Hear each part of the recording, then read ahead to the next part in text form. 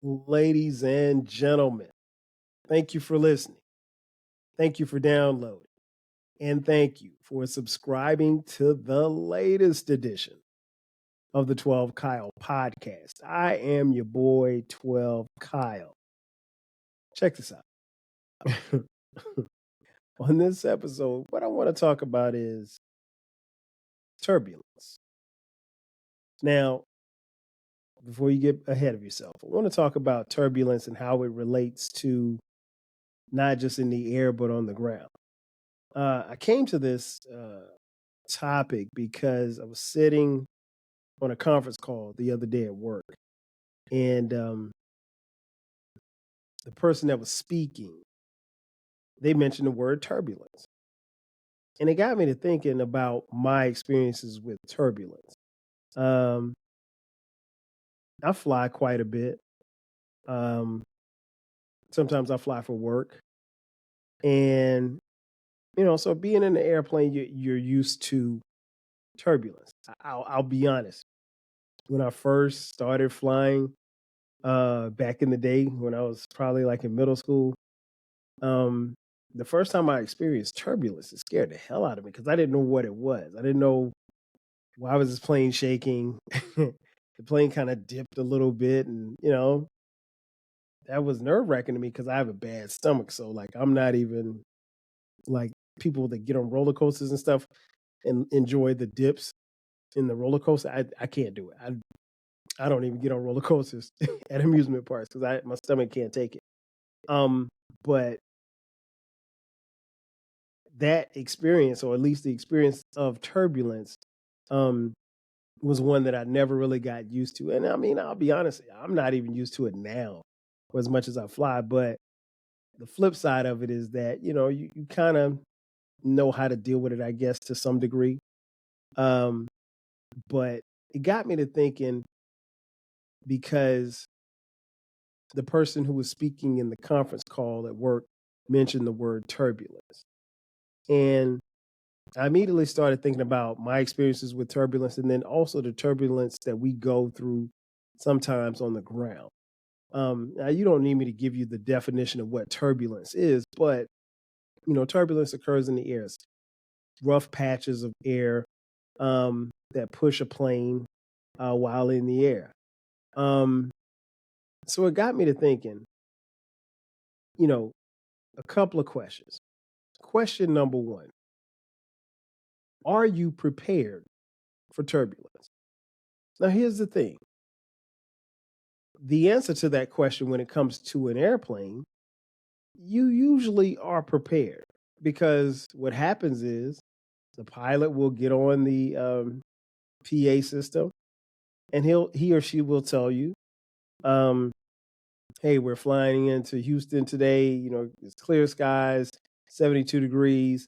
We'll experience some rough air over the Mississippi, but other than that, it should be a smooth flight." So he lets you know in advance that, hey, when we get to Mississippi, it might get a little choppy, but we're gonna be okay, right?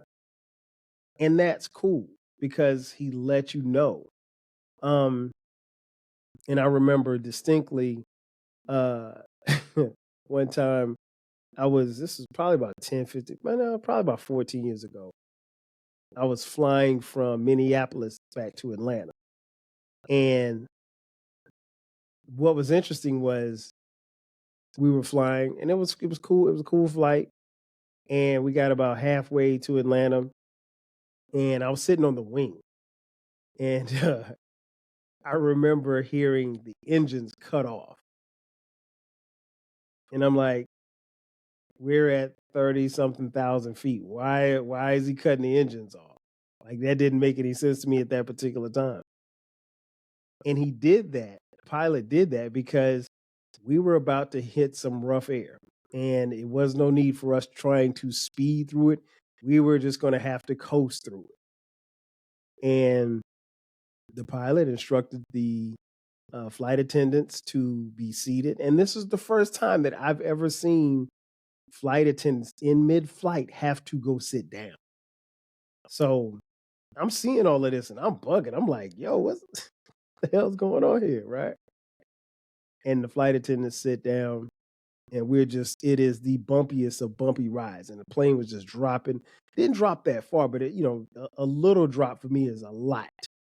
So it's not something I'm ever used to, and again, it's not something that I ever got comfortable with being on a plane. And to me, what was even more scary was that it was, it was dark, so I couldn't see the ground. Like in a plane, I'm okay if I can see the ground. Now I know we're up 30,000 feet, so I know we're not going to hit the ground, but it's just like the anxiety of flying and the whole nine and the turbulence was really, really getting to me at that particular time. And so obviously, we got through the turbulence, but it was an extremely bumpy flight. We probably went through about 20 minutes of turbulence, which is a relatively long time. It was the winter time, and I don't know what was happening underneath the plane as far as the weather was concerned, but it was tough, right?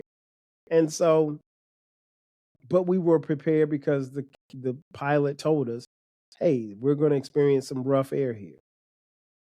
But what about on the ground?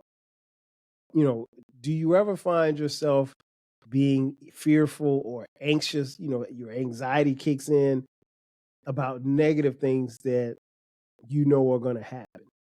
Um, like I said, in a plane, most instances you know ahead of time when the turbulence is coming. But what about the turbulence that we experience on the ground? How do you deal with bad things that happen? How do you deal with the rough patches? How do you deal with things like, I don't know, the loss of a job or the loss of a loved one or divorce? Those are just a couple of things that, like, they didn't tell us about this stuff when we were growing up. Like, that's the part of adulthood that they don't tell you about, right? And so subsequently, that's turbulence. It's bad turbulence. So how do you handle it? I mean, it's one thing to be prepared for the rough air going over a particular state or going through a storm or what have you in the air, because the pilot told you, hey, we just came from Houston, and we on the flight over, it was like this, and it's going to be like that going back. So you can kind of mentally and physically prepare yourself for you know the worst, if you will. But what happens when you have turbulence in life? What happens when you have turbulence on land? Um, like I said, dealing with the loss of a job, which can, and for a lot of people will happen. A loved one. I mean, that's almost inevitable, to be honest. Um, I mentioned divorce. Got a ton of friends who got divorced. And so now everything's kind of gets shaken up and your world gets flipped upside down. So how do you handle that? How do you handle that turbulence? Um, there could be a lifestyle turbulence for you on the ground, in the way of kids, having kids. And while that's not anything bad, that's actually good turbulence. But again, it changes your route, it changes everything as far as your motion is concerned. Um, and it's not something that you can really prepare for. You just have to go through it. It's just like any other turbulence. You kind of got to go through it. Um, so my thing is, like, one of the things that I always try to do is, how can I put a positive spin on on your turbulence? How do you put a positive spin on turbulence? Because when you're going through turbulence, particularly on land, you kind of feel like it's the end of the world, right? But it's not. The reality is that you're not going to go through something that nobody else has never gone through. So if you're going through a divorce, you're not the only person to ever go through a divorce. You're not the first, and damn it, you won't be the last. you know, Unfortunately, like I said, losing a loved one, that's an extremely tough turbulence. You're not the first, you definitely won't be the last. Like I said, people lose jobs every day, B. It happens. But my thing is, how do you put a positive spin on it? The thing that I think you have to keep in mind is that even though it feels like it's the end of the world, it's not. Now, I know that's easier said than done. And I know that's easier for somebody who's not going through turbulence to speak on how you should feel about it. But trust me, we've all been through similar things, and inevitably it'll get to you at some point.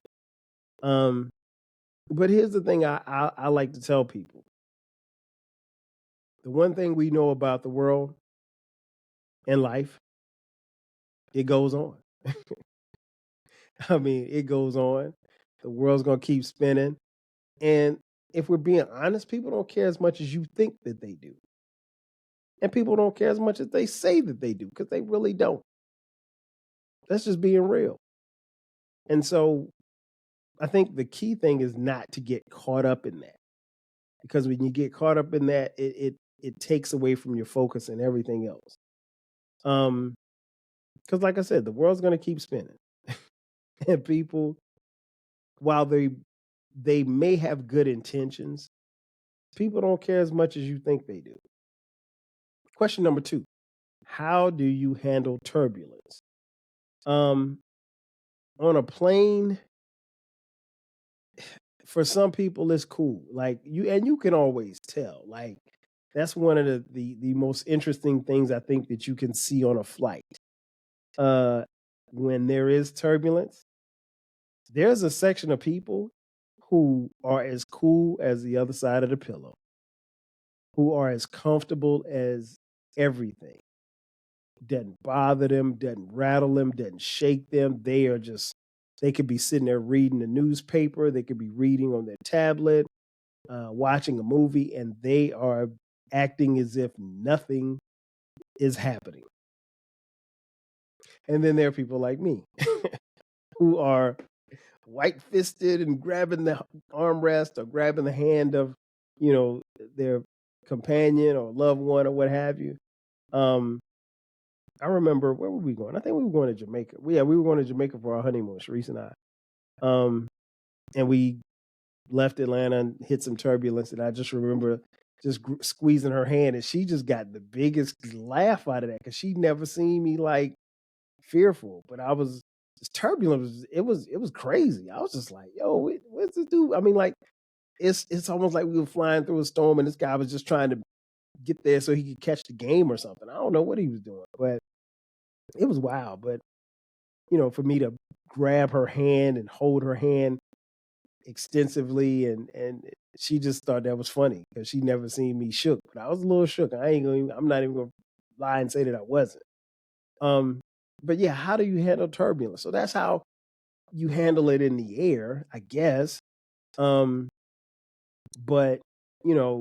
I think how you handle it on the ground really depends on who you are as a person. I think sometimes the most chaotic times are the times where, at least for me, times where I can flourish.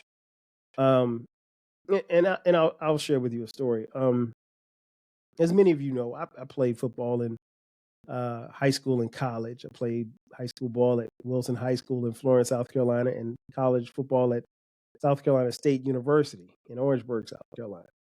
And I played wide receiver. One of my favorite times of the game, one of my favorite drills, if you will, was the drill that we call the 2-minute drill. Now, in the 2-minute drill, basically it's at the end of the first half or at the end of the game where you need to drive the ball down the field. You're not huddling. More often you're calling the plays at the line of scrimmage. You're up against the clock and you're trying to score before either the half ends or the game ends. And the 2-minute drill was always fun for me because it's so chaotic. It's so chaotic. And what it does is, because we practiced it so much, you want to practice it. So when you get in the game, the pressure of, hey, we could win this game or we could lose this game at this particular moment, at the moment's not too big for you. Right. And so that's one of the things that I loved about running the 2-minute drill. And I really, really love the 2-minute drill when we were the away team. So you got the crowd yelling. Let's just say it's the end of the game. You're running a 2-minute drill. You're down by 5 points. You got to go 80 yards. So that means you got to get a touchdown. And the crowd's yelling, and you got one timeout, and all of the odds are against you. The thing that I learned about the 2-minute drill, as far as I was concerned, was that I was able to focus probably more so than I ever did, or it better than I ever did at any other point in time in the game, because all I could do was block out the noise. And the only thing that I could hear was myself breathing. That's it. I could hear the quarterback signals. That was it. I never heard the crowd. I never heard anything else. And I relish those moments because they're few and far between. But I always go back to something that my high school coach, Coach Wells, rest in peace, used to say. You have to keep your head in the midst of chaos. And I don't know what made him say that to me. He said that to me when I was a junior in high school, and that's always stuck with me to this day. So even in turbulence, so when you have bad things that happen, when you have a loss of job, when you have a divorce, you lost a loved one, or something goes wrong, horrifically wrong, can you maintain a level of sanity and a level of focus as everything around you appears to be crashing, or as everything around you appears to be going awry? Can you stay focused? Can you hone in on what it is that you need to do to get out of that situation? It's turbulence on the ground, but can you get out of that turbulence? Or will you stay in it? Or will you let the pressure of that turbulence cave in on you? Some people, the moment's too big for them. For me, again, on the football field, I relish those times. And I think one of the things I always say, like, football has transferable skills. I think that was a transferable skill, because I think no matter what happens in my life, I'm never too high or too low. I'm always somewhere in the middle. And I think I got that from, you know, being able to handle turbulence on the ground, if you will, and just being able to keep calm. Even in the most dire situations, you got to maintain some level of calm, because here's the thing, somebody's going to be freaking out. Somebody's going to be freaking out. So don't let that be you. If you're like, I'll use my wife and I as an example. As a couple, she'll be the one to freak out. I need to be the calm head. I just need to be. And that's usually the way it works, and it's kind of worked out like that for us. Question number 3 and final question. You survived the turbulence. Now what? And that's very apropos, particularly on the flight, because, you know, we've seen movies, we've seen videos of, people experiencing very bad turbulence to where the airbags drop down from the ceiling and people get roughed up, and flights, dropping a couple of 1,000 feet at a time or something like that. And usually the people who get hurt or banged up are the ones who don't have their seatbelts on, who aren't seated. Because, again, normally, more often than not, the pilots know when the turbulence is coming, and they give you a forewarning. Hey, seatbelt sign is on. Do not move about the cabin. Sit your tail down. We're about to hit some rough air. And, turbulence in the air, at least from what I've experienced, it doesn't necessarily have to be because you're going through a storm or you're going through a hurricane or anything like that. It could be a clear blue day. Sky could be clear, and you could see for miles, and you could still see or feel turbulence in a plane. It happens. I've had it happen to me several times. Not anything bad, but I mean, it just happens. It could be wind shifts over, flying over the mountains or something. Who knows? But it happens. So getting back to the question, you survived the turbulence. Now what? And so for me, as someone who flies frequently, you're kind of reminded, like, hey, it's gonna be okay. Like, the plane ain't gonna crash. At least you don't think it that it will. And if it does, then, you'll survive the crash. At least that's what I tell myself, right?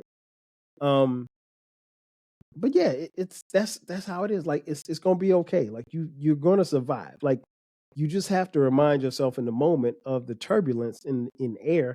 It's gonna be okay. It may not feel like it. It may feel like the turbulence is lasting forever. Trust me, it's not, right? But you got to remember that you're gonna be okay. You're gonna survive. Um, you made it, and the flight wasn't that bad. So that's what it is. And the same applies on the ground in real life. I mean, if you live long enough, you're going to go through some rough patches in life. I mean, it's a circle of life. I don't believe that like we're all doomed or people, just bad things just continually happen to bad people or people have bad luck. I don't know if I ever prescribe to that thought process, but I think that there are times where we can, kind of go on a little bad run and things may disappoint us and things may not shake in our favor. I think that could that happen? I think that's very possible. That's very plausible. Um, at the same time, it's like the old saying: tough times don't last. Tough people do, right?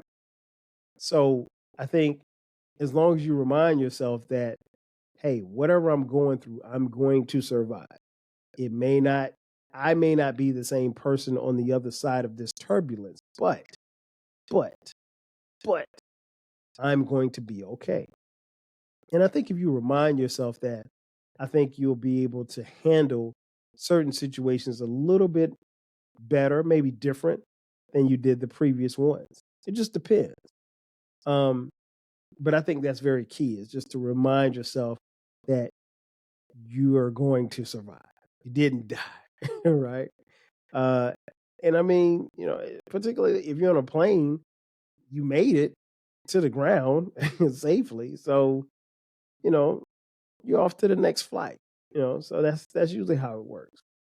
In conclusion, I just like I said, I wanted to talk about turbulence because I think there's a very strong correlation between what happens in the air and what happens on the ground. And I think ultimately it really just depends on how we view it, how much we're prepared for it, and how we handle ourselves when it comes. Again, even as someone who flies frequently, I don't like turbulence. I don't. I would prefer a smooth flight no matter where I'm going. Sometimes I overly obsessed about, the weather and where I'm going and things of that nature. I mean, and hadn't really flown in a lot of storms, but I mean, I've flown into places like Minneapolis where there was, a couple of feet of snow on the ground. So you're worried about runways and you're worried about, planes getting de-iced and stuff before you take off. And, you know, it- so it happens. And I remember one time flying across the country and uh, I think we were coming like over Oklahoma and there were some tornadoes, but I mean like, and that plane was rocking. I mean, we weren't flying through the tornado, but there were some tornadoes in the area above from which we flew. So, it happens, but can you prepare yourself? Same for life on the ground. Can you prepare yourself for the turbulence? Can you prepare yourself for the rough times? Can you not lose your mind when things go crazy? There are going to be people that are going to lose their mind. Don't let you be the one. Be the calm, cool, collected one. And then ultimately, just know that whatever you're going through, you're going to get through, be it on the plane or on the ground. You're going to get through it. And then you have to ask yourself, was it that bad? Did you die? No, you survived. And that'll give you the strength and the confidence to move forward because the next time, and there will be a next time, you'll be okay. Ladies and gentlemen, that's going to do it for me. Thank you for checking out this edition of the 12 Kyle podcast. Be sure to subscribe to the podcast. The podcast drops every Thursday at midnight. From time to time, we drop bonus episodes on Sundays at midnight. If you're on social media, follow me, follow me, follow me. Social media on all the Twitter X, Facebook, Instagram, at 12 Kyle. 12 Kyle Podcast, also on TikTok at 12 Kyle Podcast. If you feel so inclined, you want to shoot us a couple of dollars, hey, we'll take it. $ TWELVEKYLE. Check the YouTube channel, subscribe there as well, like and comment. Feel free to comment. We love reading comments. There's audio as well as a video of each and every episode. Again, that's going to do it for me. I am your boy 12 Kyle. I'll catch you guys next time. 5,000.